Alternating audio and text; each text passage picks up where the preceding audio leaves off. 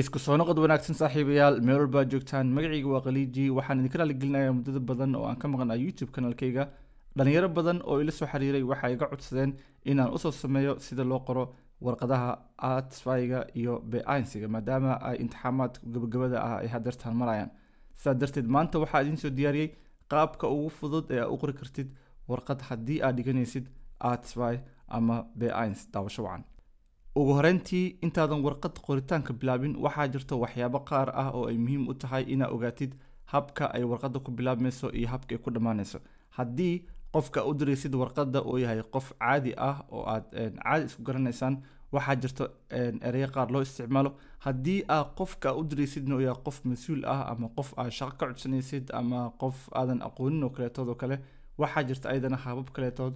oo loo isticmaalo markii aad siga rabtid inaad warqad u dirtid had tusaale ahaan waxaa ku bilaabinaa tusaalaha koowaad markii aad rabtid in qof aad taqaanid aad warqad u dirtid tusaale ahaan saaxiibka oo kaleetood oo kale ama qof aad iskugu dhow dihiin tusaale ahaan haddii qofka u diraysa warqadda qof aad taqaanid oo aad saad iskugu fiican tihiin waxaa leedahay tusaale ahaan liibe caaisha hadda waa dumar haddii qofka wax u diraysa oo dumar yahay waxaa u dambeeyo markaan u dambeyso oo waxaa leedahay liibe caaisha sidoo kale waxaa dhigi kartaa liibe christina liibe natalia adig mar walba waxaa u isticmaalaysaa markaa liibe soo qaadatid qofka magaciisa koowaad ayaa soo gelinaysaa haddii ay dumar tahay waxaa gelinaysaa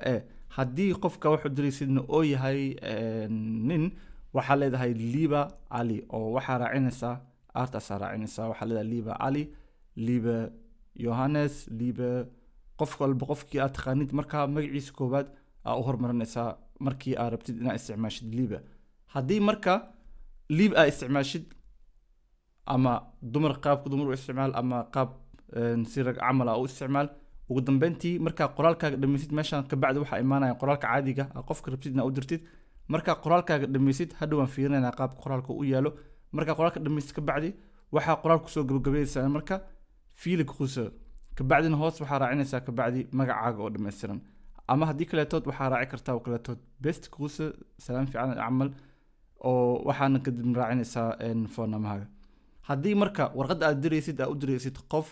oo mas-uul ah ama qof aad shaqo ka codsanaysid ama qof oo ixtiraam gooni aweys macalinka oo kaleetood oo kale markaa u diraysid warqad ayadana waxaa leedahay haddii macalimada dumar tahay waxaa isticmaalaysaa segeete frau maya oo markaan ayadana ku jirta ujeediin haddii oo qofka u diraysidna macalin oo yahay oo nin oo yahay asigana waxaa raacinaysaa artaas iyo eedaasi kula duwayiin markii naag tahay waxaa raacinaysaa bis haddii oo qofka la hadlaysidna oo yahay qof rag ah waxaa raacinaysaa oo waxaa leedahay segeata hemula haddii marka mid waxaa jirta marka qofka aad la hadlaysid marka aadan aqoonin hadda shaqo kale rabtaa inaad wax u dirtid qofka magaciisa ma taqaanid inuu nin yahay inuu naag yahay ma taqaanid waxaa isticmaali kartaa segeata damin unahaan markaan ma u baahnid inaad soo gelisid oo eedan bisaa kaa badan marka segeata damin unahaan micnaheedu waxay tahay qofka markaa la hadlaysid ma taqaanid waxa weeye inuu nin yahay inuu naag yahay ma taqaanid marka tan ayaa wada raacinaysaa haddii marka warqadaada aad ku bilowdid segeata frau maya ama aad ku bilowdid segeata hemula ama labadaba aad aqoonin oo aad ku bilowdid segeata damin mar walba waxaa kusoo gabagabeynaysaa mit freundliche grüßen kabacdina hoosteeda waxaa raacinaysaa foonamahaaga koowaad iyo naqnaamahaaga waa isku raacinaysaa oo tusaale ahaan cali maxamuud oo kaleetood oo kale labada magac inta magaca leedahay dhan aa hooskooda qoraysaa markii aa warqadda sidaan camal u diraysid haddii waxaa dhan hal mar mooda isticmaali kartid warqaddaa qoraysa ama kanaa ku isticmaali kartaa ama kanaa ku isticmaalaysaa haddii mid kamid a isticmaashid qoraalkaaga mar walba waxaa kusoo gabagabi kartaa qaybtan hoose ugu dambe qaybtan hadda waa qaybta koowaad qayb kaleeto hadda sii diyaariyay warqad kalaa jirto oo ayadana aan tusaale ahaan usoo qaadanay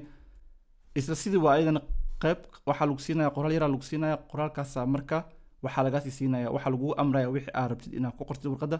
bunktiyaa lagu siinaya bunktidaasna waxaa ka sameynaysaa qoraal dhammaystiran hadda qaybtan wuxuu ku leeyahay die Eltern der Lesingschule waalidiinta oo iskuulkan la yiraahdo Lesingschule veranstalten waxay sameynayaan oo ku leeyahay einen internationalen Schultag maalin caalami ah oo maalinta iskuulka oo caalamiga ah am Nachmittag duurkii den 5 Mai 5 May bay sameynayaan oo ku leeyahay xalfad oo international Schultag Es gibt ein Programm mit deutscher und internationaler Kultur. Waxaa jirta program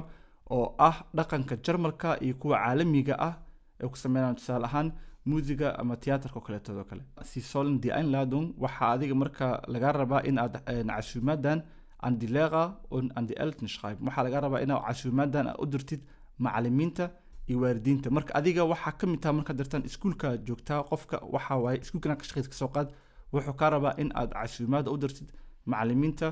iyo waalidiinta aad ku dhahdo xalfadaas hala imaado. Marka buntiyo asina kugu sii caawinaya oo sida u dhistid u qortid warqadaada wuxuu ku leeyahay schreiben Sie über folgende Punkt warqadan socdo buntiyan socdo wax ka qoro ku leeyahay Grund des Schreibens mar walba waxa ugu muhiimsan marka warqad qorayso waxay tahay Grund des Schreibens warqad aadan aqoonin sababta u dirisid qof fahmi karta malan meesha u socota mar walba ina ogtahay warqadan aad qoraysid sababta adiga u qoraysid sababta u qoraysid maxay tahay mar walba waxaad ku ogaan kartaa sababta u qoraysid qaybta koowaad ee senteniska waxaa in iskuulkan waalidiinta in ay xalfad qabanayaan oo xalfadan ay tahay international Schultag wuxuu ku leeyahay side und ort waqtiga iyo meesha ay ka dhacaysa xalfada program der Veranstaltung xalfad noocee waa waxa dhacay programka magaciisa muxuu yahay essen und trinken cunto iyo cabitaan inay cunto jiraan ama inaysan cabitaan jirin sidoo kale tood su'aalaha meesha ku qoran ayadana waa ka jawaabnay Grund des Schreibens sababta warqad u qoraysa maxay tahay Veranstalten einen internationalen Schultag in ay tahay in xalfad ku saabsan maalinta caalamiga ah ee iskuulka site und ort waqtiga iyo meesha ka dhacayso waxay dhacaysaa waqtiga 5 May sidoo kale tood meesha ka dhacaysan waxay tahay in der Lesingschule iskuulka la yiraahdo Lesingschule bay ka dhacaysaa Programm der Veranstaltung Programm noocee waay ein Programm mit deutscher und internationaler Kultur waa program ku saabsan dhaqanka Jarmalka iyo kan caalamiga ah dhaqan ku saabsan oo xalfad ku saabsan tahay essen und trinken besorgen tusaale ahaan oo kaleetoodo kale waa in adiga kasta oder gibt's nicht adiga mar walba kugu xiran tahay waxa marka aad ku qoraysid buug laakiin muhiimadu waxay tahay in aad senteniskaaga ama qoraalkaaga oo ku jiro cunto iyo cabitaanka inuu ku jiro bisa muhiim ku ah ama way jirtaa ku dheh ama ma jirto ku dheh adiga dooq iskala mar walba laakiin macalinka wuxuu idinka filinaya waxay tahay bis in buntiyadan aad ku isticmaasho senteniska wixii kale extra adiga ku isticmaalaysid wax adiga aad dooq u leedahay qof kugu khasbaysan malahan marka hadda qoraal aydan sidoo kale tood ka diyaari marka ma u jeedaa oo waxa lagu dhahay waxa wax u dirtaa macallimiinta iyo waalidiinta u dir lagu dhahay soo marka dad waxa la hadlaysa oo xushmad la hadlaysa oo macallimiinta iyo waalidiinta waa inaa mar walba wax si xushmad ugu la hadashaa oo ayaga liiba mu isticmaali kartid ama liiba uma isticmaali kartid marka waxaa leenahay sehr geehrte Damen und Herren waxaa leenahay mudanayaal iyo marweyn qaybta koowaad komada waa u jeedin waa gelinay qaybta koowaad wda waa yareenay Wir veranstalten einen internationalen Schultag am 5. Mai in der Lesingschule. Waxaan sameeynaa xalfad ku saabsan maalinta iskuulka caalamiga ah oo aan ku sameynayno Lesingschule. Hadda senteniskan waxa ku jiro sababta warqad u qoraysid waqtiga xalfada dhacayso iyo meesha ka dhacayso oo qor. Hadda senteniskan bis hadda waxa ku jiro ilaa buntiga meeshan waxa ku jiro warqada qoraysid waxay ku saabsan tahay meesha ka dhacayso iyo sidoo kale tood xilliga dhacayso oo ah in ay 5 May dhacayso ay ka dhacayso Lesingschule oo ah warqada diraysid in ay Veranstaltung einen internationalen Schultag oo dhacayso 5 May hadda senteniskan waxa ku jiro marka sababta warqada u diraysid xilliga ay dhacayso iyo meesha ka dhacayso wir veranstalten einen internationalen Schultag waxa aan qabanayna maalin xalfad caalami ah oo dhacayso 5 May oo ka dhacaysana Lesingschule school dhaha inay ka dhacayso was hier das shakada es gibt ein Programm mit deutscher und internationaler Kultur waxa ajiro program ku saabsan dhaqanka Jarmalka iyo kan caalamiga ah tusaale ahaan heesaha iyo tiyaatarka kaleetood oo ayadana program ku saabsan wir laden Sie dazu ein waxa kugu casuumeynaa aber Sie sollen bitte essen und trinken besorgen waa inaa la macaamishaa sida adiga cabitaan iyo cunto aad ku helayd marka warqada dhan lagu sheegay inta soo buntida caadiga ka jawaabnay waxa isku daynaa sentence yariisa inaan ku sameeyno sentence waa yariina u jeedaa inta ka bilaabmaysa ilaa inta waa sentence inta ilaa inta waa sentence halka ilaa inta wax dhan aan qorno dhan waxa waaye 3 sentence labis ma u baahnid in aad wax tiro badan qortid ma u baahnid in aad fikir badan gashid kaliya waxa isticmaalaysaa bis kaliya waxaa raadsanaysaa bis subject oo aad ku bilaabay sentenskaaga, waxaa raadsanaysaa bis verbkii gudaha ku isticmaal lahayd iyo objectiga ugu dambeeyo oo aad kusii dhamaystir lahayd. wax kaleetood kale oo weyn oo aad ku isticmaalaysid meeshan oo jiro habeeraatee mana. waxa kaleetood waxay kasii caawinayaan